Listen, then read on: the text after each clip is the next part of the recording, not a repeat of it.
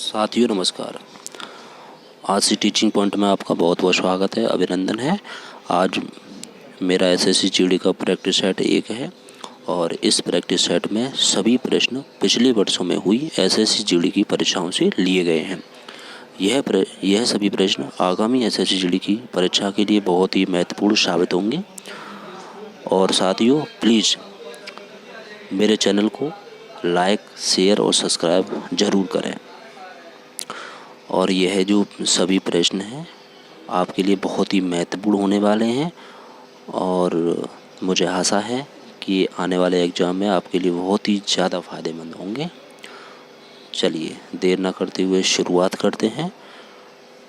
चलिए, रिक्त स्थान में उपयुक्त शब्द का चयन कीजिए। प्रश्न नंबर 1 है, राजा हर्षवर्धन खाली जगह करके लौटे।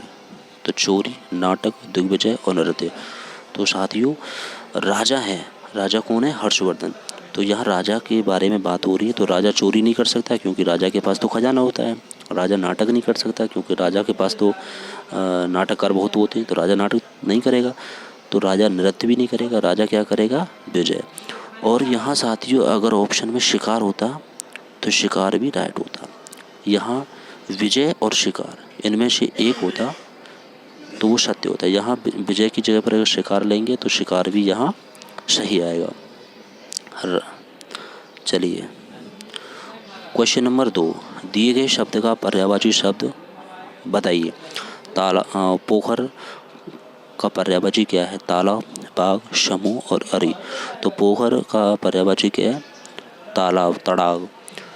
तो पोखर का बाग नहीं हो सकता क्योंकि बाग उद्यान का, बाग का पर्यायवाची क्या होता है? उद्यान।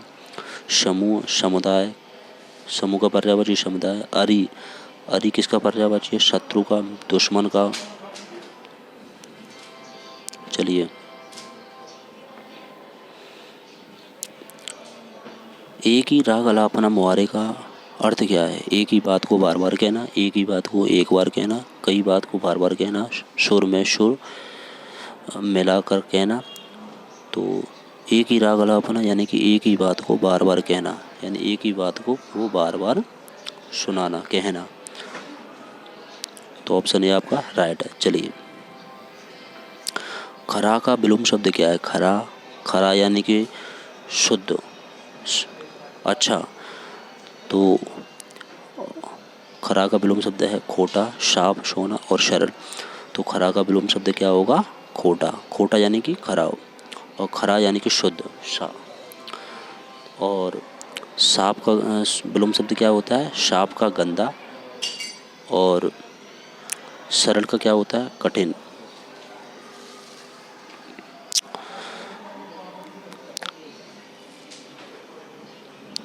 चलिए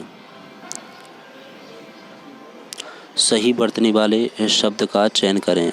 विस्तार, विस्तार, विस्तार और विस्तार। तो यहाँ ऑप्शन ए विस्तार ये आपका सत्य है, सही है। चलिए क्वेश्चन नंबर 6 पे चलते हैं। पुराने समय में कपूत एक अच्छा संदेश वाहक माना जाता था। निम्न में रेखांकन का अर्थ क्या है? कपूत, कपूत क्या होता था? कौवा। चलिए ऑप्शन बी आपका राइट है। अच्छे चरित्र वाला क्या कहलाता है? दुष्चरित्र, चरित्रहीन, चरित्रवान। तो अच्छे चरित्र वाला क्या कहलाता है? चरित्रवान। ऑप्शन सी आपका राइट है। चलिए क्वेश्चन नंबर 8, मैं कलम से चिट्ठी रहा हूँ, खाली स्थान में क्या भरा जाएगा? मैं कलम से, कलम से यहाँ कौन सा है? करण कारक। करण कारक क्या होता है? यानी कि यहाँ के द्वारा, से क्या बता रहा है? यहाँ के द्वारा, यानी कि कलम के द्वारा मैं क्या कर सकता हूँ? कलम के द्वारा मैं सोच सकता हूँ, कलम के द्वारा पढ़ सकता हूँ, कलम के द्वारा लिखा जाता है। तो यहाँ क्या आएगा? ऑप्शन डी, लिख रहा हूँ। मैं कलम से क्या लिख रहा हूँ? चिट्ठी लिख रहा हूँ। चलिए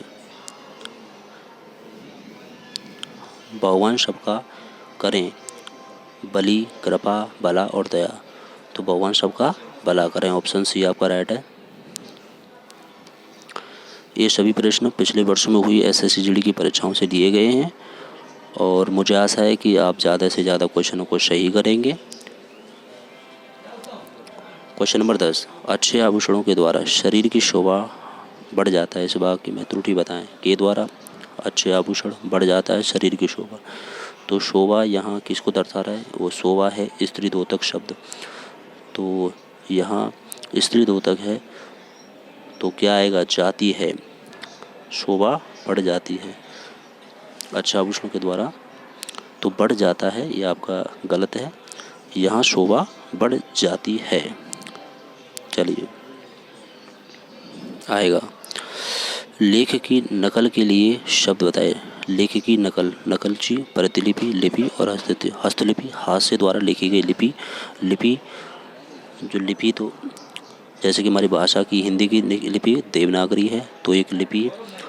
नकलची यानी कि कुछ आंशिक रूप से की गई चोरी, यानी कि किसी किताब से आंशिक रूप से हम चोरी कर लें तो वो नकल कहलाती है। और प्रतिलिपि यानी कि हूबहू कॉपी बना देना, वो कहलाता है प्रतिलिपि। तो लेख की हूबहू कॉपी के लिए क्या लेख की नकल, तो प्रतिलिपि आएगा। ऑप्शन बी आपका राइट होगा। विद्यालय में पढ़ाई करने अनेकों छात्र आए हुए थे, इस वाक्य में कौन से भाग में त्रुटि है भैया? और यहाँ पर साथियों में एक बात कहना चाहूँगा कि आप कॉपी पेन लेके बैठें और लगभग आप सभी प्रश्नों के उत्तर, मुझे आशा है कि आप सही प्रश्नों के उत्तर राइट करोगे, लेकिन आप जिस भी प्रश्न में त्रुटि कर रहे हैं उसको तुरंत नोट डाउन करें और सिर्फ जो प्रश्न नहीं आ रहे हैं उन्हीं को दोबारा देखें। तो यहाँ जो है अनेकों छात्र आए हुए थे, अनेकों छात्र पढ़ाई करने के लिए विद्यालय में, तो यहाँ जो पढ़ाई करने अनेकों नहीं आएगा, यहाँ अनेक आएगा, अनेक छात्र आए हुए थे। तो ऑप्शन बी आपका राइट है। चलिए आगे चलते हैं। मुख्य अतिथि का एक फूल की माला पहनाकर स्वागत किया गया, इस वाक्य के कौन से भाग में त्रुटि है? मुख्य अतिथि का एक फूल की माला पहनाकर स्वागत किया, और यहाँ क्योंकि बच्चों साथियों एक फूल से कोई माला बनती नहीं है, माला किसकी होती है? फूलों की। तो यहाँ इस क्वेश्चन में मुख्य अतिथि का फूलों की माला पहनाकर स्वागत किया गया, ये आपका राइट होता। तो एक फूल की माला इस भाग में करेक्शन है, तो इसका जो राइट आंसर होगा वो बी, एक फूल की माला। चलिए ऐश्वर्य का विलोम क्या है? ऐश्वर्य भक्ति, शक्ति, शान और दरिद्रता। तो ऐश्वर्य का जो विलोम है शान।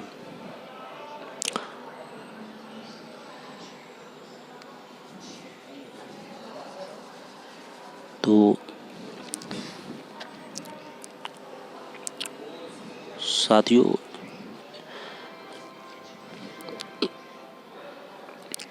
यहाँ जो ऐश्वर्य का विलोम शब्द क्या है? भक्ति, शक्ति, शान और दरिद्र। तो ऐश्वर्य का विलोम शब्द क्या होगा? यहाँ साथियों डी आएगा, ऑप्शन डी आपका सही आएगा, दरिद्रता। ऐश्वर्य यानी कि उसकी शान शौकात, तो दरिद्रता यानी कि गरीबी।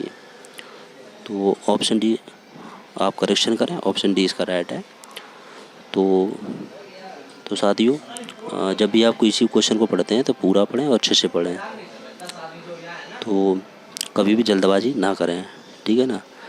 चलिए तो ऐश्वर्य का विलोम क्या होगा? ऐश्वर्य का विलोम है दरिद्रता।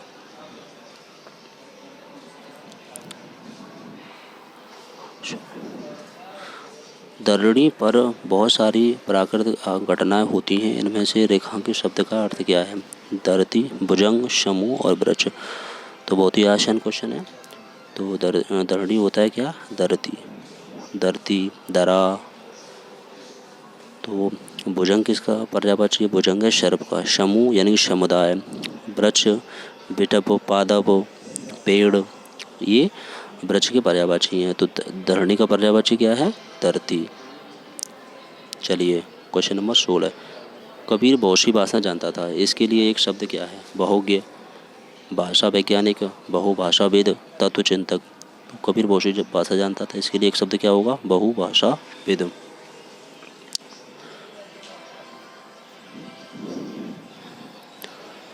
भाषा की सबसे छोटी इकाई क्या होती है? वर्ण, वाक्य, शब्द, इनमें से कोई नहीं। भाषा की सबसे छोटी इकाई क्या होती है? वर्ण।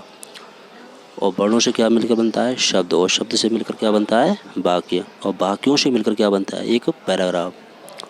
चलिए, स्पर्श व्यंजन कितने होते हैं? 12, 25, 24 और 30 स्पर्श व्यंजन होते हैं। जैसे कि साथियों 5 जैसे वर्ग होते हैं, का वर्ग, चा वर्ग, टा वर्ग, ता और पा। तो साथियों इस एक वर्ग में 5 व्यंजन आते हैं, तो टोटल मिलाकर कितने व्यंजन हुए? 25। ऑप्शन बी आपका राइट हुआ। चलिए, इनमें से संयुक्त व्यंजन कौन सा है? तो संयुक्त व्यंजन में कौन सा नहीं है? छ क्षत्रिय, ज्ञ ज्ञानी, त्रिशूल और छ छत्री। तो आपका जो कौन सा संयुक्त व्यंजन नहीं है? तो ऑप्शन डी आपका जो है संयुक्त व्यंजन नहीं है। चलिए, गजेंद्र में कौन सी संधि है? वृद्धि संधि, जड़ संधि, दीर्घ संधि और गुण संधि। तो गजेंद्र जो है गज प्लस इंद्र, तो अ प्लस ई बराबर क्या बनता है? छोटी ए। तो यहाँ पर क्या हुआ? गजेंद्र यानी कि गुण संधि। चलिए साथियों, 83 में कौन सा समास है? द्विगु समास, द्वंद्व समास, अव्ययभाव समास और तत्पुरुष समास। तो साथियों जैसे कि 83 यानी 3 और 80 मिलकर के क्या बनता है? 83। तो 3 80, यहाँ पर 3 जो है 80 नहीं है और 80 जो है 3 नहीं है। तो आपका कौन सा समास है इसमें? द्वंद्व समास। जैसे कि साथियों एग्जाम्पल के तौर पर माता और पिता, माता पिता नहीं है, पिता माता नहीं है, दोनों ही अलग अलग शब्द हैं, तो वहाँ पर जैसे कि द्वंद्व समास होता है। इसी प्रकार यहाँ 3 80 नहीं और 80 3 नहीं है, दोनों ही अलग अलग शब्द हैं। तो जैसे कि आपको कभी भी गलती ना करें, द्विगु किसी संख्यावाची आ गया तो आपने द्विगु लगा दिया, क्योंकि द्विगु होता है जैसे कि त्रिभुवन, चौराया, 4 राहों का समूह, वो एक ही शब्द की ओर इंगित करता है, वो एक ही शब्द की ओर होता है। तो इसलिए यहाँ पर अलग अलग 2 शब्द हैं, माता और पिता, जैसे 3 और 80। तो यहाँ पर जो क्या हुआ, तो जैसे कि 75 हुआ, 73 हुआ, 71 हुआ, 21 हुआ, और ये क्या होते हैं? ये द्वंद्व समास की श्रेणी में ही आते हैं, ना कि द्विगु में।